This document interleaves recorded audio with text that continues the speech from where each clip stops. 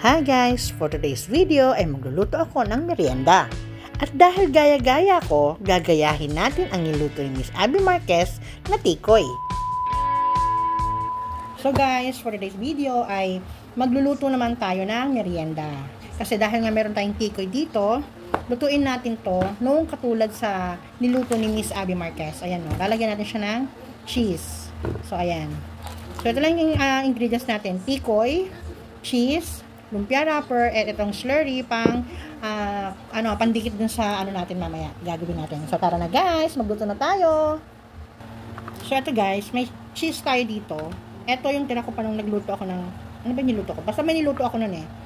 So tinanggal ko lang siya sa plastic ha. Meron din tayo ditong Eden. Eden din naman to, pero unahin natin tong hiwain kasi sayang naman, di ba?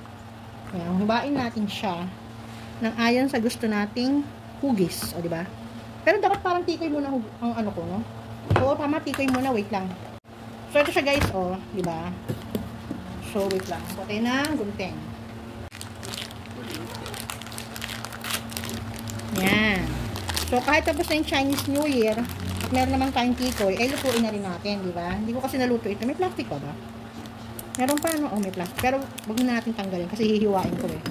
So, nakita ko, ayan, gayahin natin yung nakita ko kay Miss Abby Marquez. Ganyan. O, diba? Yan. Tapos, pero hindi ko muna kasi konti yung wrapper eh. Ito muna. Baka naman, hindi ko maibalot lahat. Kasi konti lang yung wrapper ko. Tira lang yan doon sa niluto ko na ulam namin. Na beef Shanghai. So, ganito yung nakita kong pag-slice ni Miss Abby. Gayahin natin. Tanggalin na natin yung plastic. Yan. Tigas. Diba? Makapal ba? Sakto lang naman, diba? Yan. So, ito guys. Ito lang muna hiwain natin kasi konti lang yung lumpia wrapper ko. Pwede pa naman tayo ulit maghiwa eh. Pagka kulang ito. Diba? So, ayan. Next. So, ito naman cheese natin. Yan. Yan, di ba? Kita niya yan. Eh, hindi ko So, hihiwain natin siya ng paganyan. Gagawin natin ang paraan yan. Huwag kayong dyan, huwag kayong atat. Sabihin na naman nyo, bakit hindi pareho ng size? Okay lang, ako naman nagluluto. Huwag na kayong dyan, mag-alala. Manood na lang kayo, ha? Yan. O, di ba? Perfect. So, ayan guys. See? Guys, tingnan nyo. Tada! O, diba? Gumawa ako ng sample. O, diba? Ang ganda. So, ganito yung ginawa ko. Nalagay tayong ganyan. Tapos, ito ang tikoy. Tapos, yung cheese. So, diba? Nakita nyo? O, sabi nyo, ay, hindi pantay. O, ayan, diba? So, lalagyan ko ng ganyan. O, diba? Guys, madali lang to. Para lang kayong gumagawa ng lumpiang Shanghai. Ito nga lang, tikoy lang yung, plastic. Para lang kayong gumagawa ng lumpiang Shanghai. Yun nga lang, tikoy yung biyabilutin natin ngayon. Tapos, lalagyan nyo na ganyan. O, diba? Napakadali lang. O, see? Ganda, diba? Next. Yan.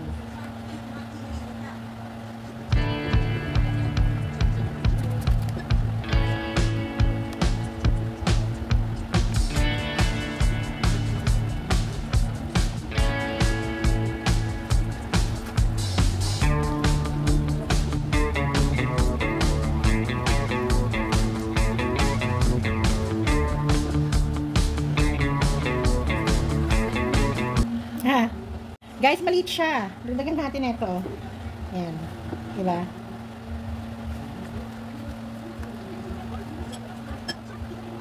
Tapos, meron pa tayong 4 na wrapper.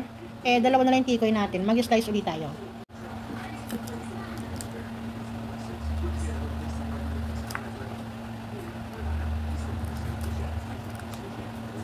Ayan. Tapos, ito naman cheese natin.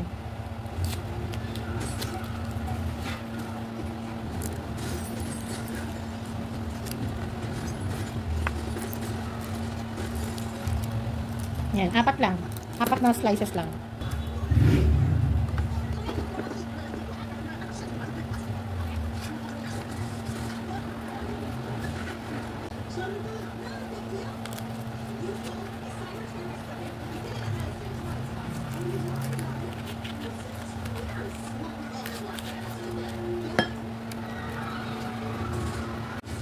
Tada! O, diba? Tapos na. So, guys, nakagawa din tayo ng 11 pieces na ating, ang tawag ito? Lumpia tikoy. O, so, tara na, guys. Iprito na natin. Magsalang na tayo ng ating lumpia. O, diba? Dahan-dahan, guys. Baka maisaw-saw yung kamay ko. Gawatin nga natin ng tongs kasi. Yan.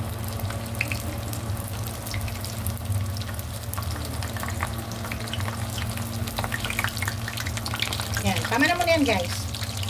So, yan guys, balik na rin na natin. O, diba? Ganda ng kulay. Parang kilaw pa. Wow, yummy! Guys, hanguin na natin.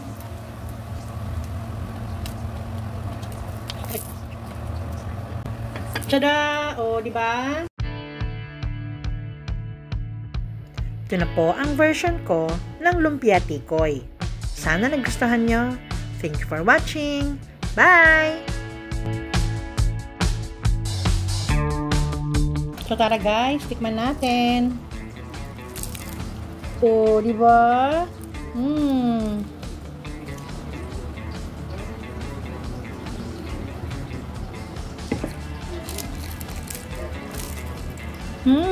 Ang sarap. Guys, masarap. Try nyo to.